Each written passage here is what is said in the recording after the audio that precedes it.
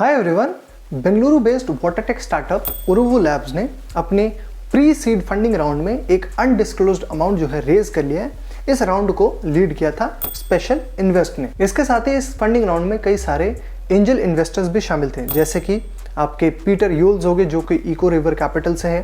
Soren Schroeder, शिगुरु सुमिमोटो, इसके साथ ही टोमोकी Kaneko भी इस राउंड में पार्टिसिपेट किया था। अब ये तो हो गई उरुवु लैब्स के फंडिंग के बाद, लेकिन आज के इस वीडियो में हम लोग उरुवु लैब्स की ही थोड़ी सी बात करने वाले हैं कि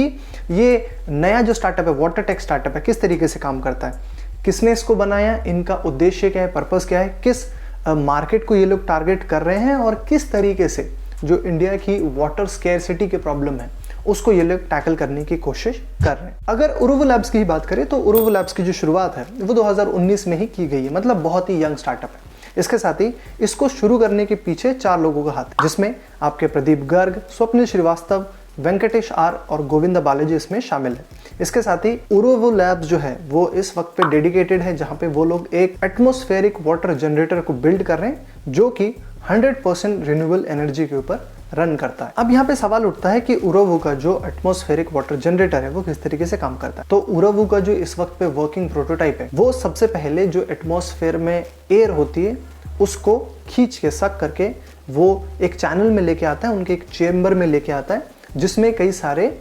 सिलिका जैसे डेसिकेंस जो है वो मौजूद होते हैं, जो कि जो हवा होती है उसमें से वाटर कंटेंट को यहाँ पे एब्जॉर्ब कर लेता है। एक बार उसको करने के बाद जो डेसिकेंट्स होते हैं, जब वो पूरी तरीके से सैचुरेट हो जाते हैं, मतलब पूरा एकदम भर जाता है, हीट को अप्लाई किया जाता है, जिसको जो है सोलर एनर्जी की मदद से यहाँ पे यूज किया जाता है और उसके बाद फिर फाइनली पानी को जो है लिक्विड फॉर्म में एक्सट्रैक्ट किया जाता है। मतलब सिंपल बात यह है कि इनका जो वर्किंग प्रोटोटाइप है वो हवा में से पानी निकालने का काम कर रहा है। मैं आपको बता दूं कि हवा में से जो पानी को निकालने का प्रोसेस है वो कोई नया कॉन्सेप्ट नहीं है। ऐसे बहुत सारे ऐसे स्टार्टअप्स मौजूद हैं जो कि इस काम को कर रहे हैं, इस स्पेस में ऑपरेट कर रहे हैं, लेकिन उरुवु लैब जो है वो बाकी स्टार्टअप्स के मुकाबले कैसे अलग है। तो जो बाकी के स्टार्टअप्स है वो मोस्टली क्या करते हैं कि रेफ्रिजरेशन प्रोसेस को यूज़ करते हैं। इसके मदद से वो लोग क्या करते हैं कि एटमॉस्फेयर से जो एयर होती है उसको कंडेंस करते हैं, जो कि एक एक्सपेंसिव प्रोसेस है और इसमें जो है हाई एनर्जी की ज़रूरत पड़ती है। लेकिन वहीं पे अगर उरुवु लैब्स की बात करें तो उरुवु का जो मेथड है वो क्या करता है, वो एक डेसिकेंट को यूज़ करता है जो कि रिलेटिवली लेस कैपिटल इंटेंसिव है, इसके साथ ही एनर्जी इंटेंसिव भी है और इसमें जो है बाकी जो प्रोसेस है उसके मुकाबले मेंटेनेंस भी यहाँ पे बहुत कम लगता है। और एक चीज़ जो खास बात है वो ये कि उरुवु लैब्स के जो मशीन है उसमें जो डेसिकेंट को यूज़ किया जाता है उसकी जो शेल्फ लाइफ है वो 10 साल की है। वहीं पे अगर जो मशीन के बाकी के कंपोनेंट्स हैं वो मोस्टली आपके कन्वेंशनल इलेक्ट्रॉनिक कंपोनेंट्स हैं, जैसे कि फैंस हो गए और पाइप्स इसमें शामिल है। उरुवु लैब जैसा ही एक और स्टार्टअप है जो कि रिन्यूएबल एनर्जी को यहाँ पे यूज़ करके जो एटमॉस्फेरिक वाटर है उसको हार्वेस्ट करता है। इस स्टार्टअप का नाम है zero mass water. Zero mass water जो है वो एक एरिजोना बेस्ड स्टार्टअप है जो कि सोलर पैनल्स को मैन्युफैक्चर करता है और ये जो है फिर सोलर एनर्जी को यूज़ करके हवा में से क्लीन ड्रिंकिंग वाटर को पुल करने में हेल्प करता है। जीरो मास वाटर जो है वो पैनल एरेज को यहाँ पे यूज़ करता है। उनको जो है सोर्स कहा जाता है। वो क्या करता है कि सनलाइट की मदद से जो हवा होती है उसमें से वाटर को हार्वेस्ट करता है। इसके बाद उस हार्वेस्टेड वेपर्स को जो है फिर स्टेरिलाइज करके उसको लिक्विड में बदला जाता है, जिसको फिर रिजर्वॉयर में स्टोर करके रखा जाता है और फिर इसको जो है होम वाटर सप्लाई में कनेक्ट किया जाता है ताकि लोगों के घर तक यही पानी जो है पहुंचाया जा सके। ये तो हो गई जीरो मास वाटर की बात, लेकिन उरुवु लैब्स की बात करें तो उरुवु लैब्स ने एक डिफरेंट अप्रोच अपनाया, जहाँ पे उन्होंने जो हीट सोर्स है और जो डेसिकेंट है उसको डीकपल कर दिया, मतलब यहाँ पे अलग अलग कर दिया है ताकि जो मशीन है, जो पूरी मशीन है उसको स्केल अप किया जा सके और फ्यूचर में इसको इंडस्ट्रियल एप्लीकेशंस के तौर पे इसको यूज़ किया जा सके। वहीं पे उरुवु लैब्स के वन ऑफ द को फाउंडर्स प्रदीप गर्ग का ये कहना है कि इनिशियली वो लोग FMCG बेवरेज मैन्युफैक्चरर्स को टारगेट कर रहे हैं और यही जो है उनका टारगेट मार्केट है। अब यहाँ पे बात कर लेते हैं कि उरुवु लैब जो है वो इंडिया की जो वाटर स्केर्सिटी प्रॉब्लम है उसको कैसे टैकल करने की बात कर रहा है, कैसे आगे चल के बाकी के देश जो है वो इस मॉडल को रेप्लिकेट करके जो अपनी वाटर स्केर्सिटी वाली प्रॉब्लम है उसको हल कर सकते हैं। उससे पहले मैं आपको कुछ डेटा बताना चाहता हूँ। तो world resources institute aqueduct tool के डेटा की माने तो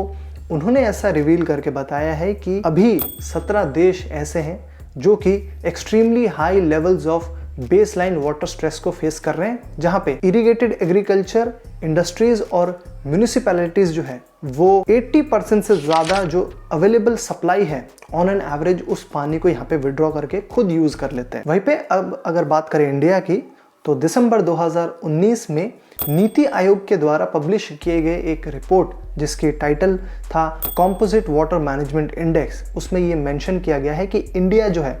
वो हिस्ट्री के वर्स्ट वाटर क्राइसिस से इस वक्त पे गुजर रहा है। इसके साथ ही उनका ये भी कहना था कि नियरली 600 मिलियन लोग जो है वो इस वक्त पे extreme to high water stress को फेस कर रहे हैं। और इस रिपोर्ट की माने तो इस रिपोर्ट में ये भी कहा गया था कि इंडिया जो है इस वक्त पे 122 देशों में से 120वें नंबर पे स्थित है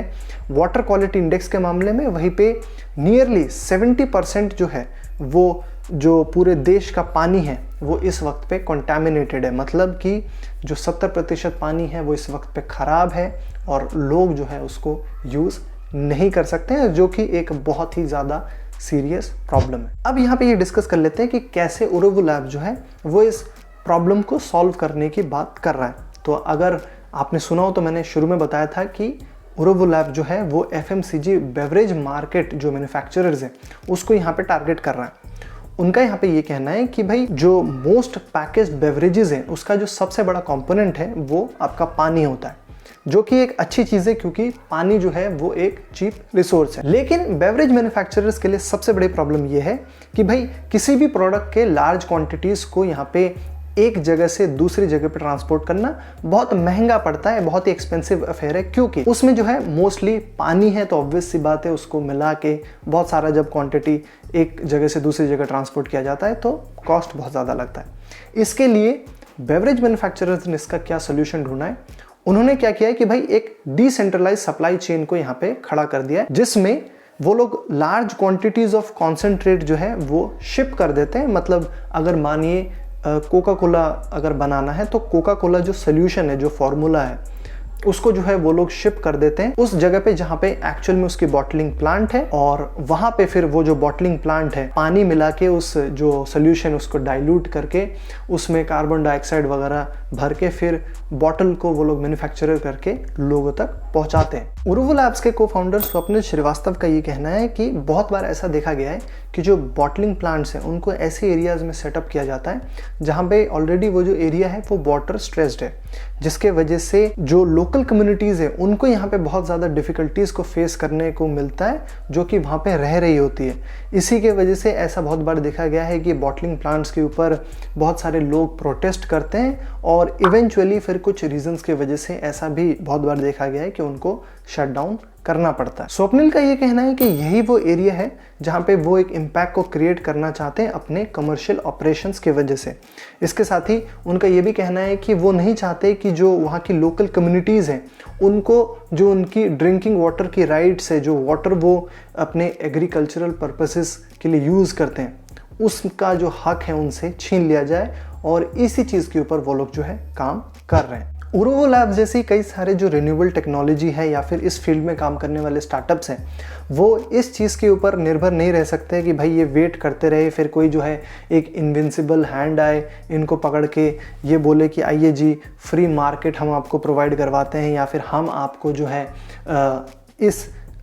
चीज़ के लिए हम इतना पे करने के लिए रेडी हैं, आप जो है हमारे को वो मशीन्स प्रोवाइड करवाइए ताकि हम लोग जो है वाटर स्केर्सिटी प्रॉब्लम सॉल्व करें। ये सारी चीज़ें जो है वो मेन स्ट्रीम में नहीं आ पाएंगी, लेकिन ये इसका जो हल है वो निकाला जा सकता है। वो ये कि भाई ऐसे स्टार्टअप्स को गवर्नमेंट अगर एनकरेज करे जहाँ पे वो सब्सिडीज़ प्रोवाइड करवाए या इंसेंटिव्स प्रोवाइड करवाए, इसके साथ ही पब्लिक और प्राइवेट सेक्टर अगर ऐसे स्टार्टअप्स में इन्वेस्टमेंट करे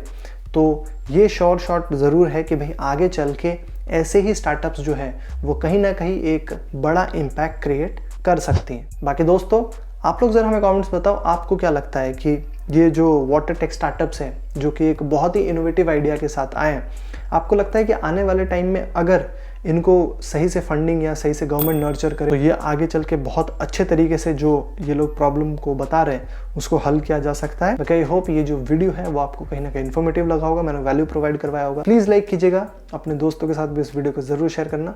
और ब्रांड्स स्टार्टअप से रिलेटेड ऐसे ही news updates, brand stories, podcast interviews लेके आते रहते हैं। देखते रहने के लिए हमारे चैनल को सब्सक्राइब करके बेल आइकन को जरूर दबा दो। मेरा नाम तौहीदुर रहमान है, मैं आपको मिलूंगा अगली वीडियो में। तब तक आप देखते रहिए नेक्स्ट बिग ब्रांड को। Thanks for watching.